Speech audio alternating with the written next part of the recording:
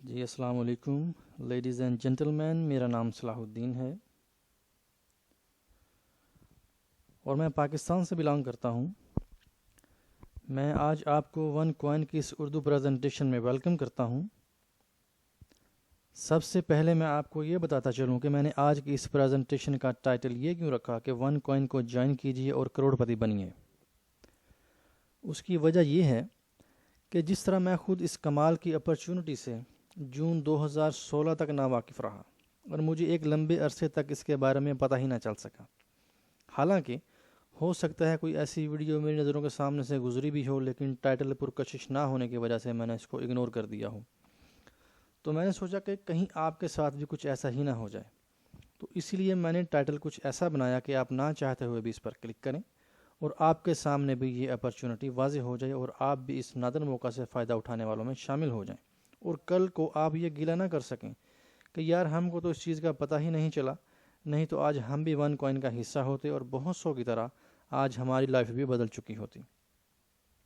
یہاں میں ایک اور بات کرنا چاہتا ہوں کہ اس پریزنٹیشن کا دورانیہ زیادہ ہونے کی وجہ سے میں نے اس کو حصوں میں تقسیم کر دیا ہے اور آپ کو ساری بات سمجھنے کے لیے پوری پریزنٹیشن کو دیکھنا لازمی ہے۔ آپ مہربانی کیجئے باقی سارے کام چھوڑ کر اس پریزنٹیشن پر دھیان دیجئے۔ خاص طور پر اپنا فون اس پریزنٹیشن کے دوران بند رکھیے کیونکہ یہ بہت ہی امپورٹنٹ پریزنٹیشن ہے، اور میں یقین کے ساتھ کہہ سکتا ہوں کہ اس پریزنٹیشن کو دیکھنے کے بعد آپ کی زندگی انشاءاللہ بدل جائے گی۔ یہ پریزنٹیشن دنیا میں آنے والے ایک نئے ریولوشن کے بارے میں ہے۔ اس آنے والے ریولوشن کی وجہ ایک ٹیکنالوجی ہے جس کو ہم بلاک چین ٹیکنالوجی بولتے ہیں۔ بلاک چین ٹیکنالوجی کو کافی مقاصد کے لیے استعمال کیا جا رہا ہے، جس میں بینکنگ سیکٹر سب سے پرومیننٹ ہے۔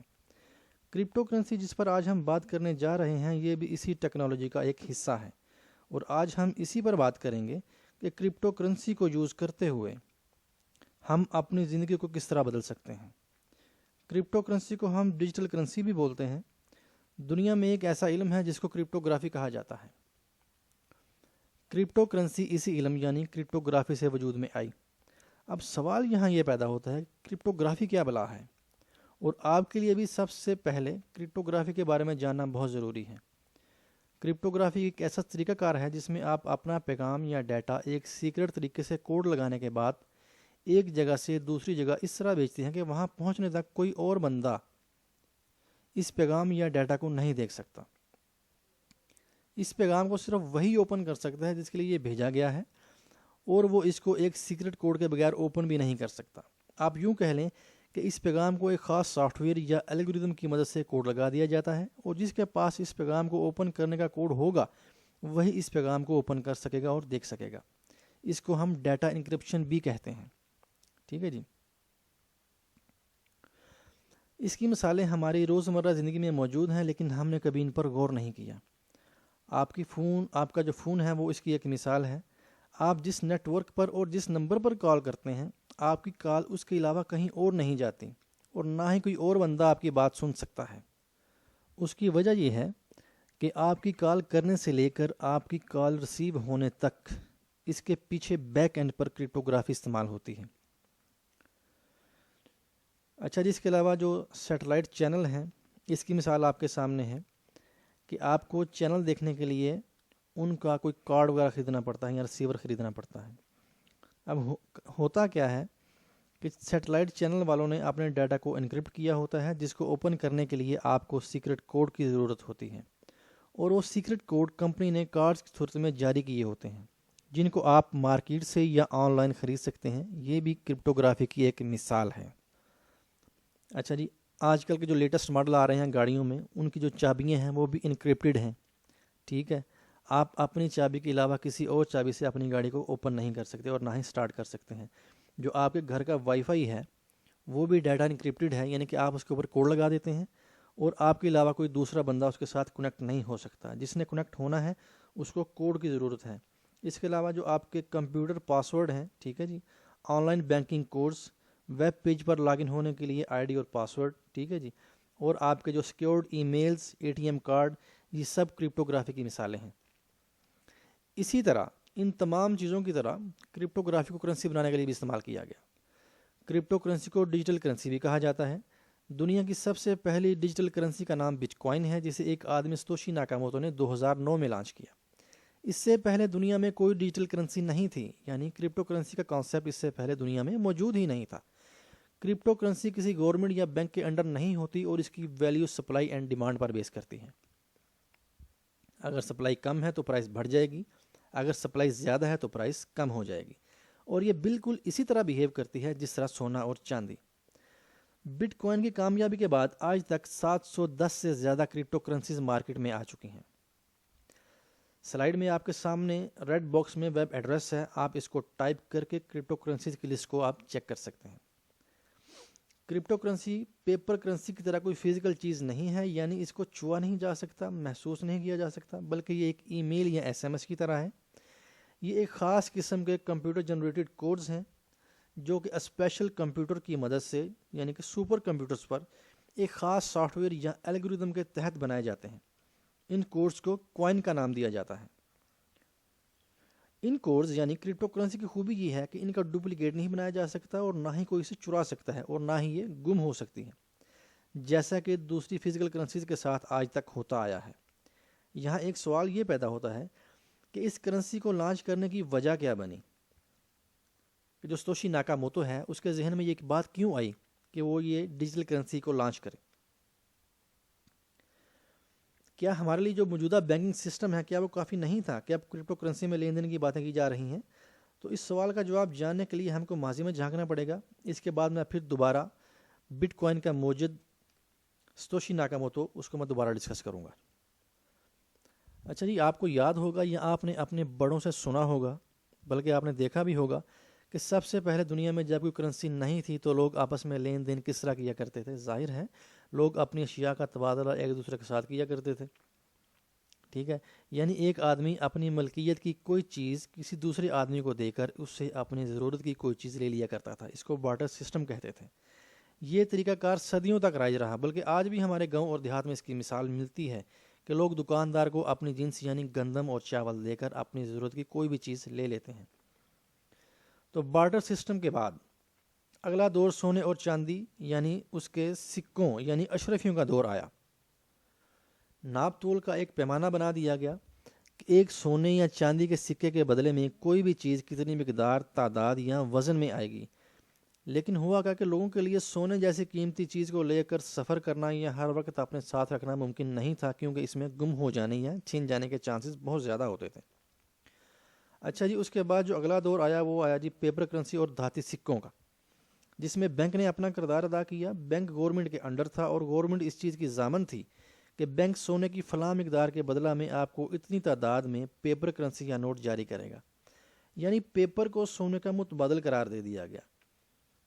پہلے تو لوگوں نے اس کو ایکسیپٹ ہی نہیں کیا اور انہوں نے ماننے سے انکار کر دیا کہ یار یہ کس طرح ہو سکتا ہے، کوئی دکاندار آپ کو ایک کاغذ کے بدلے میں کوئی چیز دے گا۔ لیکن پھر وقت نے ثابت کیا اور آج آپ کے سامنے ہے کہ آپ دنیا جہاں کی ہر چیز اس پیپر منی سے خرید سکتے ہیں۔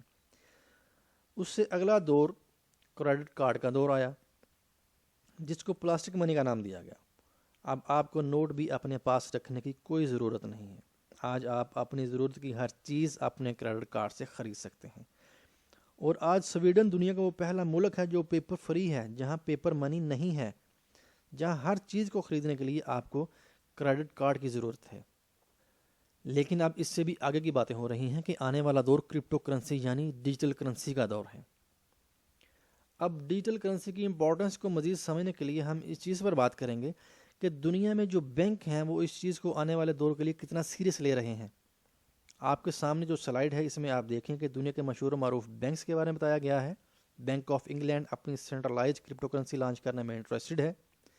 Bank of America crypto currency اور بلاک چین کے اپنے پرسنل مور دین 20 پیٹنٹ پیٹرنز پر کام کر رہا ہے، ٹھیک ہے جی۔ اس کے بعد جنوری 2016 کی نیوز ہے کہ سینٹرل بینک آف چائنا اپنی کرپٹو کرنسی مارکیٹ میں لے کر آ رہا ہے۔ اسی طرح ای بے دنیا کی پہلی بڑی آن لائن سیلر کمپنی ہے، وہ بھی کرپٹو کرنسی کے 2 پیٹنٹ پر کام کر رہی ہے۔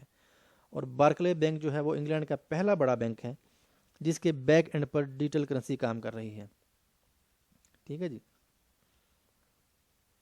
اب ہے جی اس کے بعد آپ کے سامنے جو سلائیڈ ہے، اس آدمی کے بارے میں تو آپ سب جانتے ہیں کہ یہ مائکروسافٹ کا مالک اور دنیا کا سب سے امیر آدمی بل گیٹس ہے۔ یہ ڈیجیٹل کرنسی کے بارے میں کیا کہہ رہا ہے کہ آنے والے دور میں فائنینشیل ٹرانزیکشنز ڈیجیٹل ہوں گی اور انٹرنیشنلی فری ہوں گی، یعنی پوری دنیا میں آپ کہیں بھی بغیر کسی چارجز کے اپنے پیسے بھیج سکیں گے۔ اب آپ اس بندے کی ورتھ کا اندازہ لگاتے ہوئے خود سوچیں اور سمجھیں کہ یار اگر یہ بندہ ایسی بات کر رہا ہے تو بھائی اس میں کوئی نہ کوئی تو سچائی ہوگی۔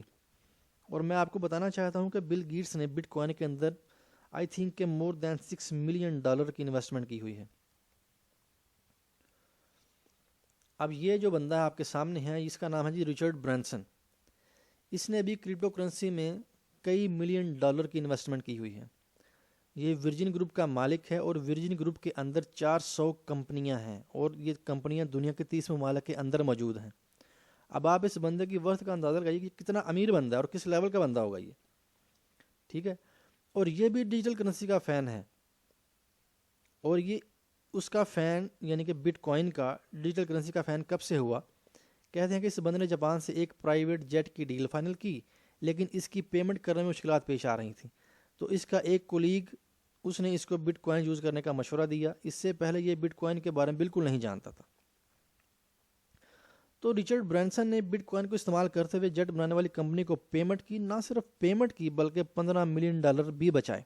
اگر یہی رقم وہ بینک کے ذریعے بھجواتا تو اس کو $15 ملین بینک چارجز کے مد میں زیادہ ادا کرنے پڑتے۔ اب یہ بندہ اس وقت سے لے کر ڈیجیٹل کرنسی کا فین ہے، اور یہ کیا کہہ رہا ہے آپ کے سامنے ہے، پڑھ سکتے ہیں کہ مارکیٹ میں بٹ کوائن سے زیادہ اچھی ڈیجیٹل کرنسیز موجود ہیں۔ اب آپ خود اندازہ لگائیں کہ اس کا اشارہ کس طرف ہے۔ Of course one coin is the best of all. اچھا جی، میں بات کر رہا تھا اس سے پہلے ساتوشی ناکاموتو کی کہ اس کو کرپٹو کرنسی بنانے کی ضرورت کیوں محسوس ہوئی۔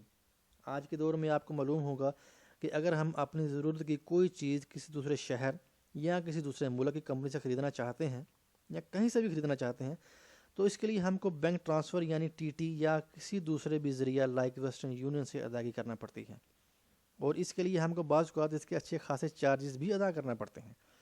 تو اس چیز سے بچنے کے لیے ساتوشی ناکاموتو نے یہ سوچا کیا ایسا بھی ممکن ہے کہ ہم کسی بھی بینک یا کمپنی کی مدد کے بغیر دنیا کے کسی بھی ملک سے کوئی بھی چیز خریدیں اور بغیر کسی ایکسٹرا چارجز کے اور بغیر ان اداروں کی مدد کے ہم کمپنی کو صرف اصل قیمت ہی ادا کریں۔ اگر آج ہم اپنے بزنس کے سلسلہ میں کوئی بھی ادائیگی کرنے کے لیے ان اداروں کے محتاج ہیں، ٹھیک ہے جی۔ سلائیڈ میں آپ ذرا دیکھیے کہ you a exchange, western union, money gram, ٹھیک ہے، الانصاری ایکسچینج، ٹھیک ہے۔ یہ میں نے کمپنیز اس لیے چنی ہیں کہ ہمارے بہت سارے بھائی جو ہیں وہ دبئی میں، یو اے ای میں، ٹھیک ہے، ابو ظبی وغیرہ ادھر ادھر سارا، اور اس کے علاوہ جو ہے وہ سعودی عرب میں ہیں۔ وہ جب پاکستان پیسے بیچتے ہیں تو وہ یا تو بینک کے تھرو بیچتے ہیں یا پھر کیا ہوتا ہے کہ وہ یو اے ایکسچینج کو یوز کرتے ہیں یا منی گرام کو یوز کرتے ہیں، ویسٹرن یونین کو یوز کرتے ہیں یا الانصاری ایکسچینج کو یوز کرتے ہیں، ٹھیک ہے۔ تو ہماری جو مجبوری ہے ان کمپنیوں کو یوز کرنا، ٹھیک ہے، ہماری اس مجبوری سے فائدہ اٹھا کر بینک اور ویسٹرن ٹائپ یہ کمپنیاں اربوں ڈالر سالانہ کما رہی ہیں۔ ایک سرچ کے مطابق یہ تعداد $9 ارب سے بھی زیادہ بنتی ہے۔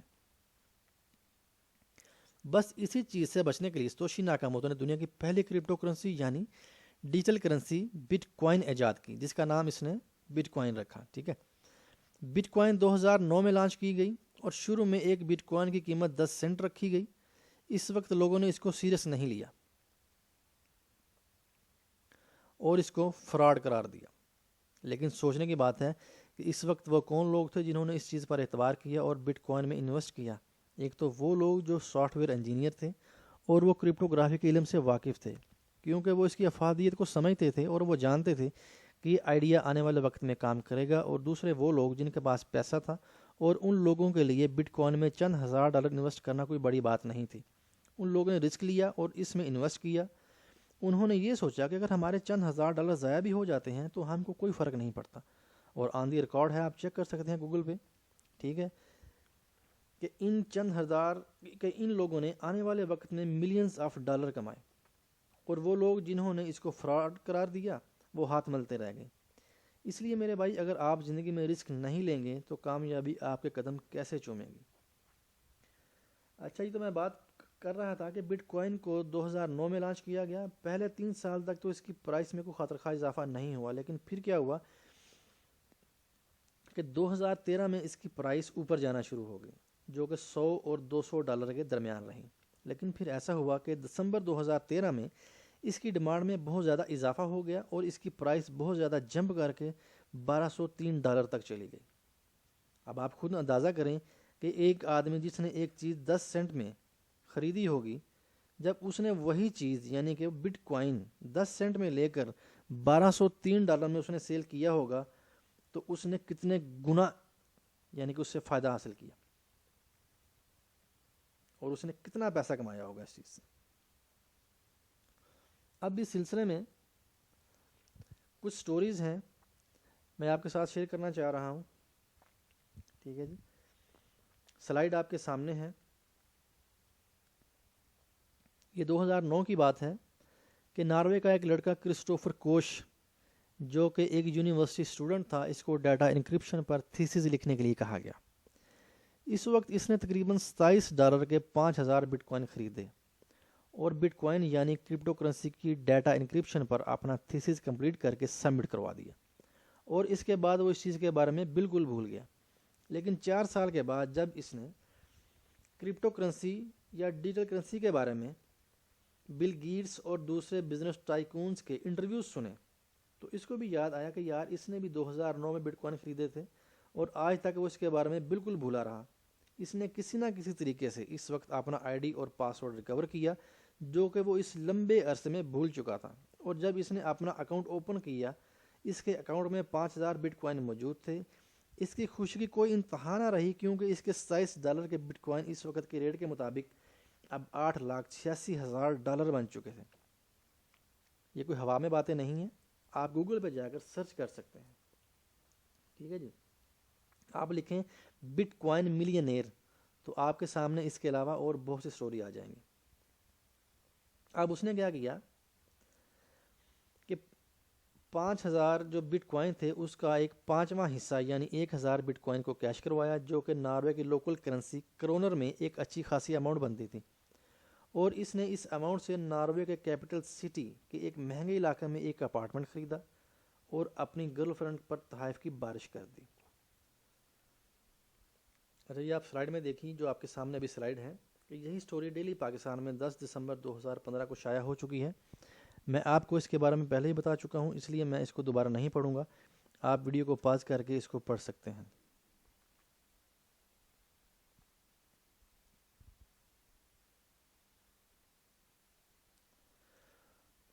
اچھا جی، اسی طرح ایک فیلر سٹوری بھی ہے کہ ایک آدمی جس کا نام لیزلو تھا، اس نے 2009 میں 10,000 بٹ کوائن خریدے، لیکن 1 سال تک اس کی پرائس میں کوئی خاطر خواہ اضافہ نہ ہوا. تو اس کے دوستوں نے اس کو مذاق کرنا شروع کر دیا کہ یار تم کس چکر میں پڑ گئے ہو، کرپٹو کرنسی کا آئیڈیا کبھی کام نہیں کرے گا اور بٹ کوائن کی پرائس کبھی نہیں بڑھے گی، یہ ایک صرف فراڈ ہے اور کمپنی پیسے اکٹھے کر کے بھاگ جائے گی. تو اس نے اپنے دوستوں کی باتوں سے تنگ آ کر 22 مئی 2010 کو اپنی سالگرہ کے موقع پر پاپا جونز نامی پیزا شاپ سے 10,000 بٹ کوائن کے بدلہ میں 2 پیزا خرید لیے، جو کہ اس وقت کے $25 کے برابر تھے. کہتے ہیں کہ اگر وہ اس وقت پیزا نہ خریدتا تو آنے والے وقت میں 10,000 بٹ کوائن کی پرائس جو تھی وہ $7 ملین تک جا سکتی تھی. اب وہ لوگ جو بٹ کوائن سے منسلک ہیں ہر سال 22 مئی کے دن کو happy but coin pizza day کے نام سے مناتے ہیں، اور میرا خیال ہے وہ بندہ جب 22 مئی کا دن آتا ہوگا اپنے سر کو پیٹتا ہوگا. اچھا جی، اس طرح کی اور بھی بہت سی سکسیس سٹوریز ہیں، لیکن وقت کی کمی کی وجہ سے میں یہاں صرف 2 سٹوریز پر ہی اکتفا کروں گا. اگر آپ مزید کچھ سٹوریز کے بارے میں جاننا چاہتے ہیں تو آپ گوگل پر سرچ کر سکتے ہیں. اچھا جی، اب بات کو آگے بڑھاتے ہیں کہ آج کل بٹ کوائن کا کیا سکوپ ہے، آج اس کی کیا پرائس ہے، کیا ہم اب بھی اس میں انویسٹمنٹ کر سکتے ہیں. تو میرے بھائی آپ کے لیے بری خبر ہے کہ اب یہ موقع ہاتھ سے نکل چکا ہے. آج کل بھی بٹ کوائن کی پرائس $700 سے زیادہ ہے. اب ہمارے جیسے کامن مین کے لیے اس میں کوئی پوٹینشیل نہیں ہے. ایک بٹ کوائن کی پرائس ہی اتنی زیادہ ہے کہ ہم اس میں انویسٹمنٹ کا سوچ بھی نہیں سکتے. تو پھر اب کیا کیا جائے؟ تو آپ کے لیے خوشخبری یہ ہے کہ اب ہمارے پاس ایسے مواقع آ چکے ہیں کہ جن کو ہم اویل کر سکتے ہیں. بٹ کوائن کی کامیابی کے بعد مارکیٹ میں آج کی ڈیٹ تک 710 سے زیادہ کمپنیز جو کرپٹو کرنسی یا بلاک چین ٹیکنالوجی پر کام کر رہی ہیں مارکیٹ میں آ چکی ہیں. ٹھیک ہے جی. اور بہت سی کمپنیاں ابھی بھی ایسی ہیں جن کو ابھی تک کسی نے قبول ہی نہیں کیا. یہ کمپنیاں اوپن مارکیٹ میں تو جا چکی ہیں لیکن ابھی تک ان کا کوئی ایک یوزر بھی نہیں ہے. کسی ایک بندے نے بھی یعنی ان کو سائن نہیں کیا. یہ انفارمیشن آپ میرے پہلے دیے ہوئے ویب ایڈریس پر چیک کر سکتے ہیں. ٹھیک ہے جی. تو پھر اب ہم کیا کریں جی؟ تو اب آپ کو انشاءاللہ فکر کرنے کی ضرورت نہیں ہے کیونکہ اب ہمارے پاس ایک ایسی کمپنی موجود ہے جو کہ 2 سال کے قلیل عرصہ میں پوری دنیا میں اپنا ایک مقام بنا چکی ہیں. جی ہاں، تو میں بات کر رہا ہوں ون کوائن کی. ٹھیک ہے. ون کوائن بھی بٹ کوائن کی طرح ایک ڈیجیٹل کرنسی یا کرپٹو کرنسی ہے جسے 27 سپتمبر 2014 کو ایک بلغارین خاتون ڈاکٹر روجا اگناتووا نے لانچ کیا. یہ سلائیڈ آپ کے سامنے ہے. ڈاکٹر روجا بلغاری میں پیدا ہوئیں اور جب وہ 10 سال کی ہوئیں تو اپنے والدین کے ساتھ جرمنی چلی گئیں اور سکولنگ کے دوران پڑھائی میں شاندار گریڈز کی وجہ سے وہ 9th کو سکپ کر کے ڈائریکٹ 10th گریڈ میں چلی گئیں. اسی طرح انہوں نے لا کی ایجوکیشن کو بھی 5 سال کے بجائے 2.5 سال میں مکمل کیا. اس کے علاوہ جرمنی سے ہی ماسٹر ان اکنامکس کی ڈگری حاصل کی. پھر ڈاکٹر روجا نے آکسفورڈ سے ماسٹر ان لا میں اسکالرشپ حاصل کیا. لا مکمل کرنے کے بعد انہوں نے فیل کیا کہ وہ اس میں مور انٹرسٹڈ نہیں ہیں، یعنی یہ وہ چیز نہیں ہے جو وہ کرنا چاہتی تھیں. وہ کچھ ایسا کرنا چاہتی تھیں کہ جس کا تعلق نمبرنگ سے ہو، انویسٹمنٹ یا اکانومی سے ہو. تو اس وقت انہوں نے مکینزی اینڈ کمپنی کے ساتھ کام کرنا شروع کر دیا. مکینزی اینڈ کمپنی دنیا میں کنسلٹنٹ سروسز میں سب سے بڑی کمپنی مانی جاتی ہے. اس کمپنی میں کام کے دوران ڈاکٹر روجا کے کام میں انٹرسٹ کو دیکھتے ہوئے کمپنی نے ان کو پارٹنر کی آفر بھی کی جو کہ ڈاکٹر روجا نے قبول نہیں کی. اچھا جی. اس کے علاوہ ڈاکٹر روجا ڈچ روشن الائنس، رومینین اور کچھ بلغارین بینکس کے ساتھ بھی کام کر چکی ہیں. ڈاکٹر روجا بلغاریہ میں لارجسٹ ایسٹ مینجمنٹ فنڈ کی CEO بھی رہ چکی ہیں. 2012 اور 2014 میں ان کو وومن آف دی ایئر کا ایوارڈ مل چکا ہے. اس کے علاوہ ڈاکٹر روجا نے کرپٹو کرنسی پر اپنی 2 کتابیں بھی لکھی ہیں. اچھا جی. اب کمپنی کے بارے میں بات کرتے ہیں کہ ون کوائن ایک سرٹیفائڈ کمپنی ہے اور دنیا کی top 10 audit companies one coin کا ہر ماہ آڈٹ کرتی ہیں. ان میں سے موریسن انٹرنیشنل کا نام قابل ذکر ہے. اگر آپ اس بارے میں مزید جاننا چاہتے ہیں تو آپ YouTube پر جا کر لکھیے OneCoin doctor Ruja Ignatova interview with auditor Deyan Dimitrov DEYAN دیان DIMITROV. اگر آپ یہ لکھیں گے تو آپ کو پتہ چلے گا کہ ون کوائن کا آڈٹ کون سی کمپنی کر رہی ہے. ٹھیک ہے جی. اور وہ کمپنی ون کوائن کے بارے میں کیا کہتی ہے. یعنی موریسن انٹرنیشنل اس چیز کی گارنٹی دیتی ہے کہ کمپنی حقیقت میں کوائن کو مائن کر رہی ہے اور کمپنی جتنی تعداد میں کوائن مائن کر چکی ہے وہ تعداد بالکل ٹھیک ہے، یعنی اتنی تعداد میں کوائن واقعی ہی مائن کیے گئے ہیں اور کمپنی اپنے پاس سے ہوا میں باتیں نہیں کر رہی. یعنی کہ جو کچھ کمپنی کہہ رہی ہے وہ بالکل 100% سچ ہے. اچھا جی. اس کے بعد ون کوائن اس وقت دنیا کے 200 سے زیادہ ملکوں میں کام کر رہی ہے. یعنی 200 سے زیادہ ملکوں میں اس کے ممبرز موجود ہیں، پیڈ ممبرز. اب تک جو کل پیڈ اور نان پیڈ سارے ملا کر 14 ملین لوگ اس کو جوائن کر چکے ہیں. ٹھیک ہے جی. اور 14 ملین میں سے جو پیڈ ممبرز کی تعداد آج کے دن تک 27 لاکھ سے تجاوز کر چکی ہے. اگر ان ممبرز کو 2 سال پر ڈیوائڈ کیا جائے تو 3600 ممبر پر ڈے سے بھی میرا خیال ہے کہ شاید زیادہ ہی بنتا ہوگا. اور یہ ایک زبردست فگر ہے، حیران کن فگر ہے. اور اگر آپ نان پیڈ ممبرز کا حساب لگائیں تو وہ تقریباً 18,000 ایک دن کی بنتی ہے. اگر آپ سارے ملا لیں، پیڈ اور نان پیڈ سارے ملا لیں تو وہ 18,000 پر ڈے بنتی ہے. آج تک مارکیٹ میں کوئی ایسی کمپنی نہیں آئی کہ جس کو لوگوں نے اتنی بڑی تعداد میں جوائن کیا ہو. اچھا جی. اس کے بعد ہے جی ون کوائن نے 2 سال کے عرصہ میں $6 بلین سے زیادہ مارکیٹ کا کیپچر کیا. ٹھیک ہے جی. اور یہ ایک انبلیویبل ریکارڈ ہے. اگر ون کوائن کو اس وقت موجودہ دوسری بڑی کمپنی کے ساتھ کمپیئر کیا جائے تو یہ بات آپ کے سامنے واضح ہو جائے گی کہ کمپنی کس کامیابی کے ساتھ آگے ہی آگے جا رہی ہے. مائکروسافٹ جیسا کہ آپ جانتے ہیں دنیا کی سب سے بڑی کمپیوٹر بنانے والی کمپنی ہے. اس کو $1 بلین کمپنی بننے میں 9 سال کا عرصہ لگا.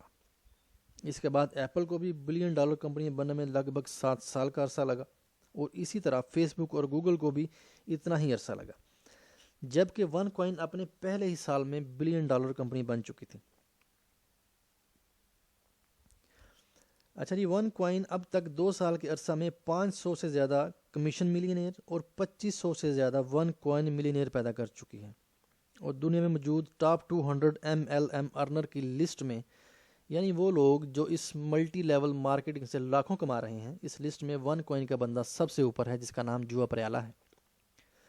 وہ ون کوائن سے ایک ماہ میں $40 لاکھ ماہانہ کما رہا ہے۔ ایم وے مارکیٹنگ کمپنی ہے جی، اس سے تعلق رکھنے والے ڈیکسٹر اینڈ برڈی، جو کہ پچھلے کئی سالوں سے اس لسٹ میں نمبر 1 پر آ رہے تھے، ٹھیک ہے، لیکن جوا پریالہ نے ون کوائن کو جوائن کرنے کے صرف 1 سال بعد ان کو کراس کر لیا تھا۔ اب آپ کی سکرین پر ویب سائٹ کا لنک بھی میں نے لکھا ہوا ہے، آپ اپنے براؤزر میں اس کو ٹائپ کر کے یہ لسٹ خود چیک کر سکتے ہیں۔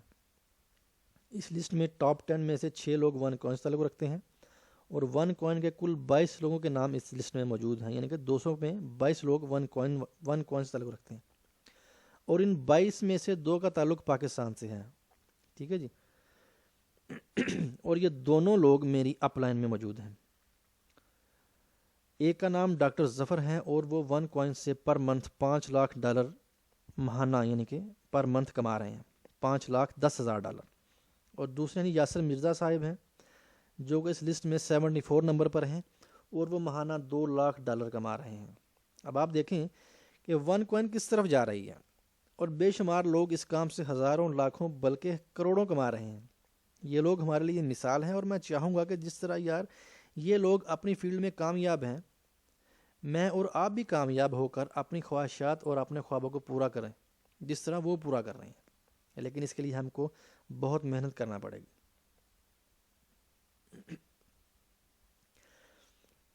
کمپنی کی ورتھ کا آپ اندازہ اس بات سے لگائیے کہ ون کوائن کے اندر 1200 سے زیادہ لوگ میکسنگ آؤٹ کر رہے ہیں۔ اس کا مطلب ہے کہ وہ ماہانہ 35,000 یورو سے زیادہ باؤنسز کما رہے ہیں، لیکن کمپنی میں کچھ لیمیٹیشنز کی وجہ سے 35,000 یورو سے زیادہ وہ حاصل نہیں کر سکتے، اس لیے باقی کی رقم جو ہے وہ کمپنی کو چلی جاتی ہے۔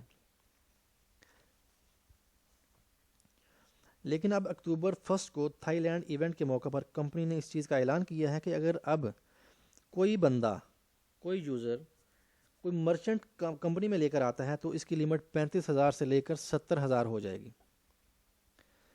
اچھا جی، اب کمپنی کی گروتھ پر بات کرتے ہیں۔ ڈاکٹر روجا نے جب ون کوائن کو 27 ستمبر کو سٹارٹ کیا تو ایک کوائن کی قیمت ½ یورو رکھی، جو کہ آج 2 سال کے بعد تقریباً 7 یورو ہے۔ اچھا جی، جب ون کوائن کو لانچ کیا گیا تو اس وقت پریڈکشن کی ڈاکٹر روجا نے کہ ون کوائن کی پرائس 1 سال بعد کم سے کم 2.5 یورو اور زیادہ سے زیادہ 5 یورو ہو سکتی ہے، اور 1 سال بعد کوائن کی پرائس 5 یورو کو کراس کر چکی تھی۔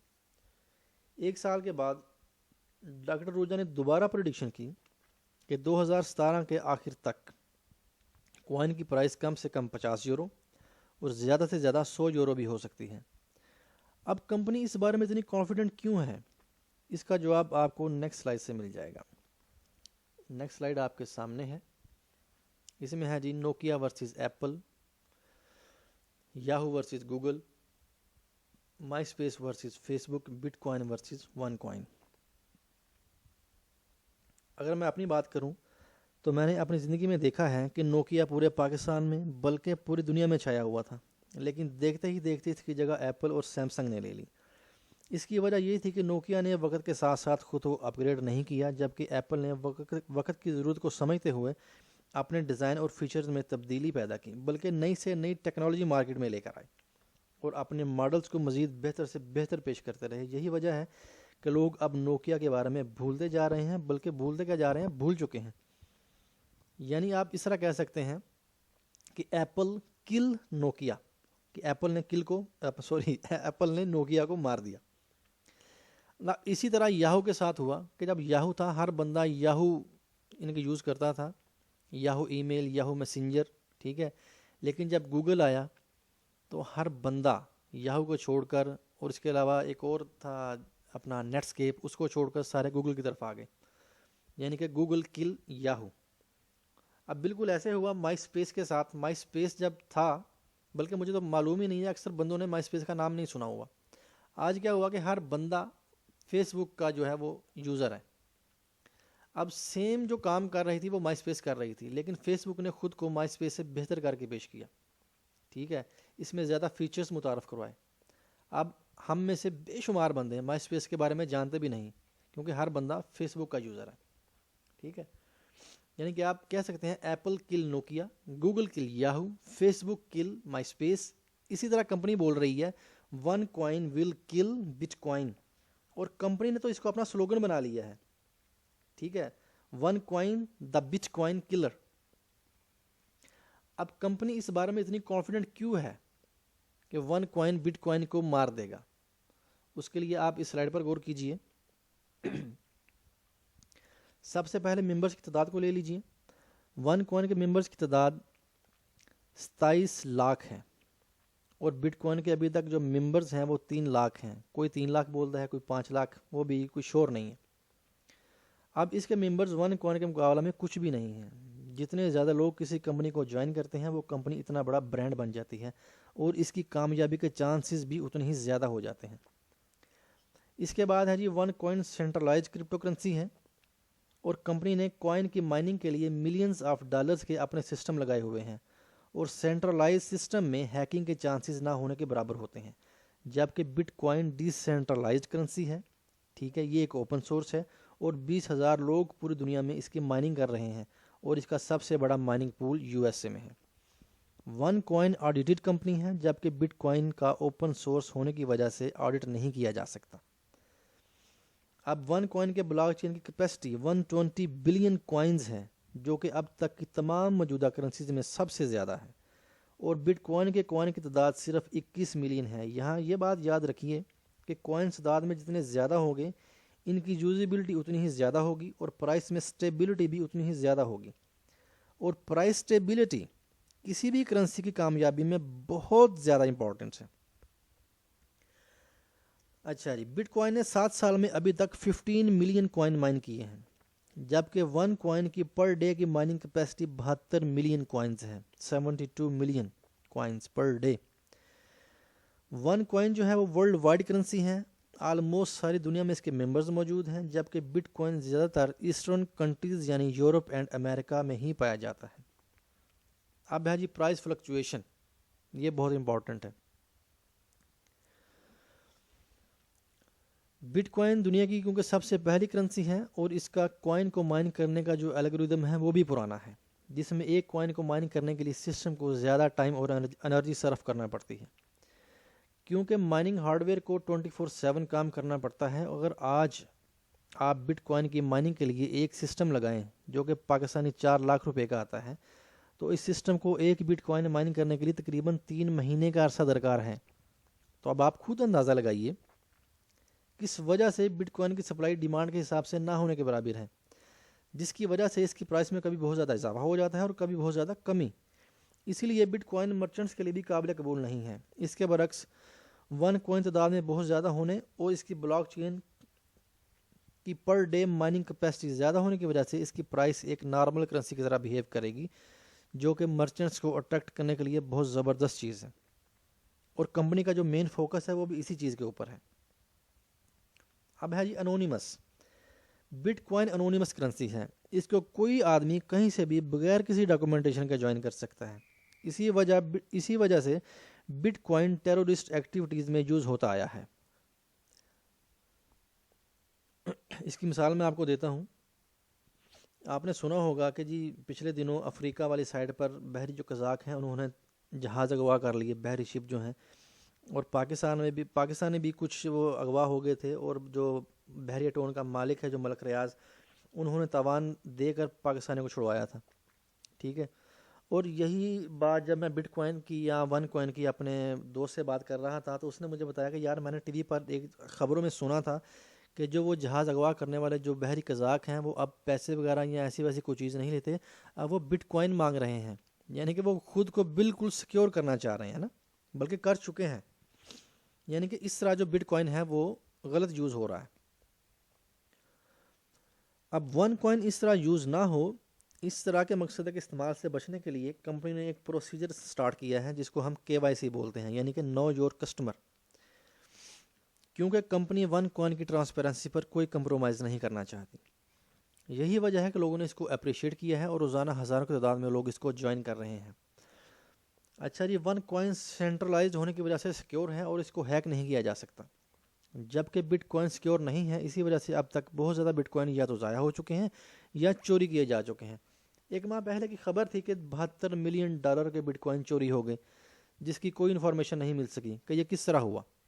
اسی وجہ سے شاید آپ کو معلوم ہوگا بٹ کوائن کی پرائس پچھلے دنوں کم ہو گئی تھی۔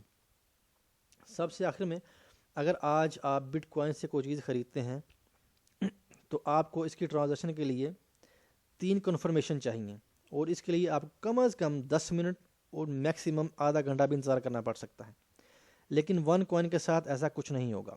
کمپنی اس چیز کے اوپر فوکس کر رہی ہے کہ اس کی ٹرانزیکشن 1 منٹ سے بھی کم ٹائم میں ہو جایا کرے گی انشاءاللہ، اور یہی بات ون کوائن کی کامیابی کی ضمانت ہوگی، کیونکہ یہ بہت امپورٹنٹ ہے۔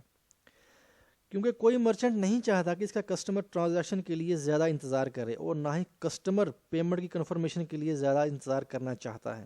بڑے اسٹور کی مثال لے لیجئے، اگر وہاں ہر کسٹمر کو 10 منٹ انتظار کرنا پڑتا ہے تو آپ اندازہ لگائیے کہ اگر payment counter per 10 but coin کے یوزر ہیں تو ان کو پیمنٹ کرنے کے لیے کتنا ویٹ کرنا پڑے گا۔ ایک بندہ 10 منٹ، اس کے پیچھے والا 20 منٹ، اس کے پیچھے والا 30 منٹ، تو 10ویں کی باری کب آئے گی؟